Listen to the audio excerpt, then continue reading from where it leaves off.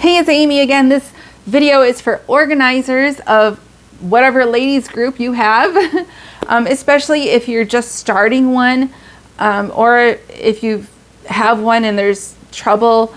I am not an expert in any of this stuff by any means, but I'm going to try to give you some tips, I guess, just from Amy of how to keep peace and how to get rid of the drama.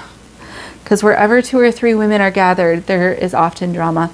I pray there is not. Our women in our community are exceptional. We have all been through a lot. Even just coming to Torah, we've all been through a lot, and we're pretty gracious towards one another. But sometimes I do think the enemy hates what we're doing, and as the enemy sees our little Torah lady group finder map get bigger and bigger, he's going to start attacking us. And the way he attacks ladies groups is with strife amongst ourselves. So I'm going to give you some tips. The way I look at this is, you as the organizer, we all don't like the word leader, but in a sense you're a leader. Or you could say you're a shepherdess. Okay? You're a shepherdess of this little flock of women. And when they accept your invitation to come to your event, you bear some responsibility for how that goes. Not that you can control people. Good heavens, you cannot control people, especially women. But I'm going to give you some tips and some encouragement that yes, you do have not only a right, but somewhat of a responsibility to make sure that things go okay. Now, you're not going to make everybody agree on everything. That's not the point. Maybe is the point of your group. But most groups, if women start bantering and arguing, I mean, you just have to say, we don't all have to agree and just leave it. One thing I would start with is keep your vision for your group. If the Father has given you a vision for what your group is focused on and what it looks like and how it runs, stick with your vision. For example, let's say you have kids at your group. The moms bring their kids and the kids go play in the basement while the moms fellowship upstairs. And a woman comes to you and says, I don't like this. I can hear the kids and they're loud and it's distracting. I think that moms should not bring kids, that they should get a babysitter. Can you do that? Whew, that's not easy. I do think you should listen to everyone's feedback with an open mind and an open heart and pray about it. So your quick response might be, I appreciate you telling me what you think. I will think and pray on it. And give it a day if you want. But if in the end you don't think that's the right thing for your group and it doesn't fit your vision, then you have to tell that lady just what I just said.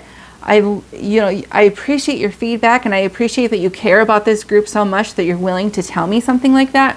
But my vision for this group is very specific, that the women ought to be allowed to bring their kids and not have the burden of finding childcare. So I'm not going to be able to accommodate your request. I'm sorry.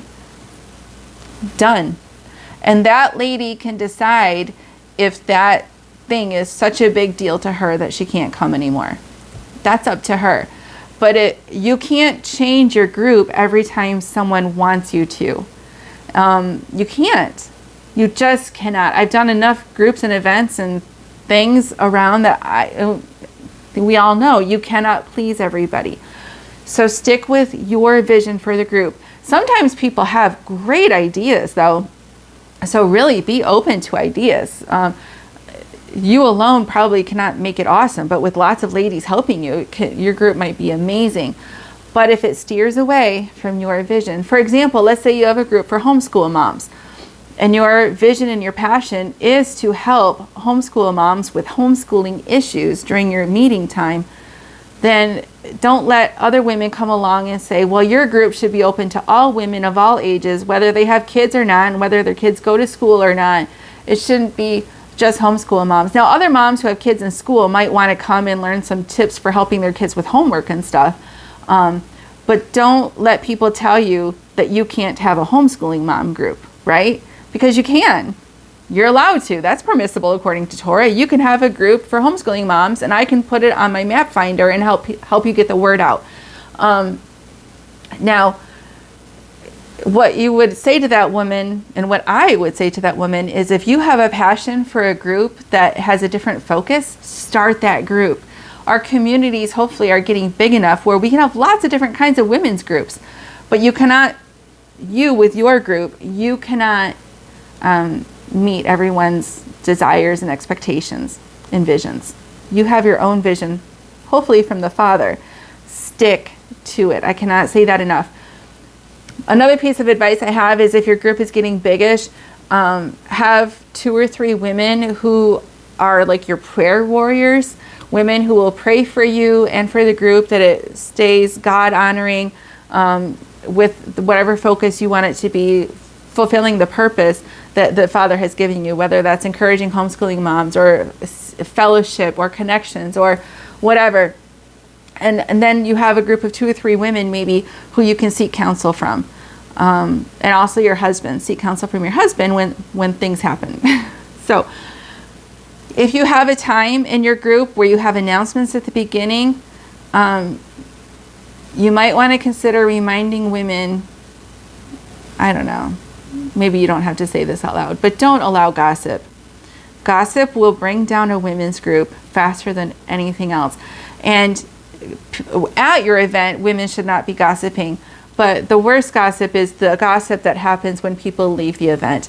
So just remind ladies, look, we're all so imperfect and we're all so different from each other, but we cannot gossip about those things when we leave here today, because that's what the enemy uses to break us apart. It is. Be straight up honest with them. So don't allow gossip. You can have time for people. Let's say you want to have a time for everyone to go around and introduce themselves, which I think is fantastic.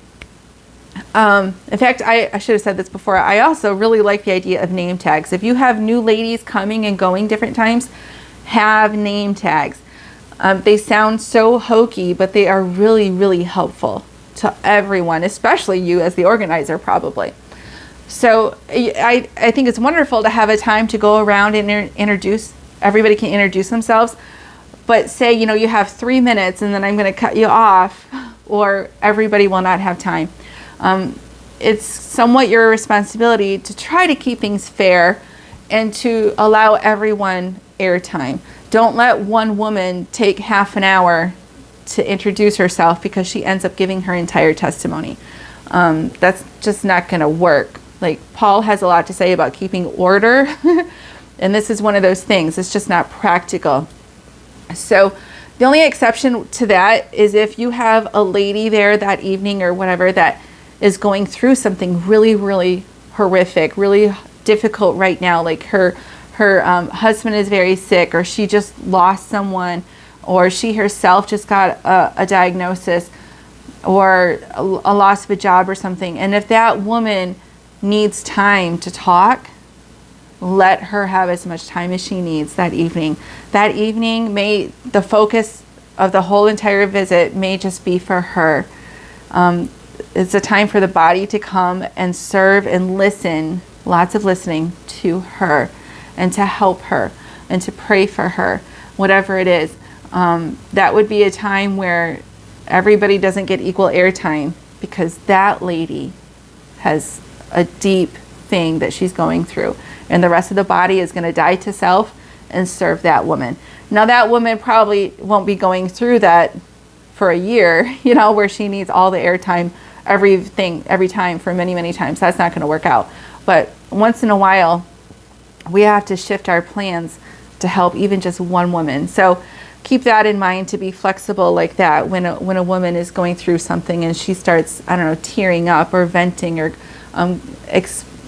expressing her heartache. Women will do that more with other women than they will in other groups, especially if there's no kids and husbands around. Us women tend to then let our guard down, and we become much more vulnerable towards one another. So we have to be flexible to meet the needs when those things arise, and to not squish that opportunity to serve her. Drama. I hope you don't have drama in your ladies group, but you might. So what I find, especially online, I see this, there could be a perfectly nice group of ladies online, but one lady Satan will use that one lady, not that she's possessed, but he will use her to cause a lot of strife in the body of Messiah. You, as the organizer of your group, are sort of like a little shepherdess of your flock, and it is your job to protect the flock from someone like that. When a lady is causing trouble, and she may actually be a wonderful lady, she's just overly enthusiastic about something, whether it's something that she believes that she wants everyone to believe, or she sees what she thinks is a log in someone else's eye and she has to get that out. We'll just give her the benefit of the doubt and say that she's overly enthusiastic.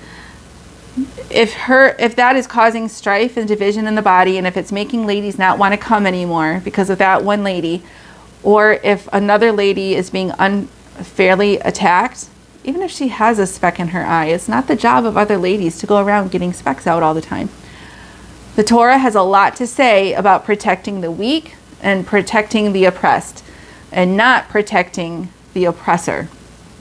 I feel like the Christian church often sweeps things under the rug, and they will protect the person doing the offending, and they will tell the people who have been hurt to just grin and bear it and forgive and just keep on carrying on. That's not Torah. Torah says to deal with the woman causing the problems. So here's my quick tips. This is not, we could talk for hours just on this topic, but when you realize that that's going on, go to that woman quickly. Don't wait. Do it the next day. Even pull her into another room if it's really bad at that moment. Pull her into a side room or out to the garage, wherever. Deal with it quickly and say, this is what I see going on.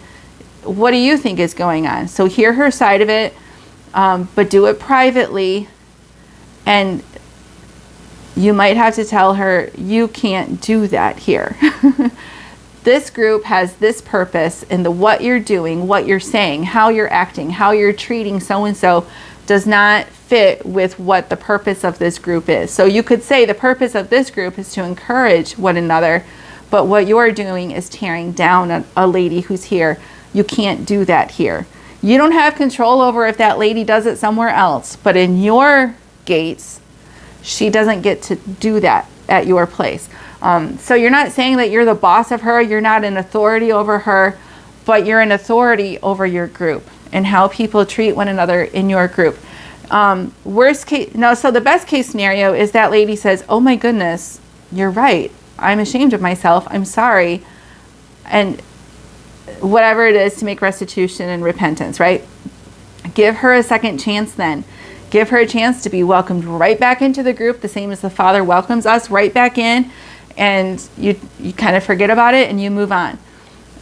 If it happens again and again and again, however, you might have some hard decisions to make.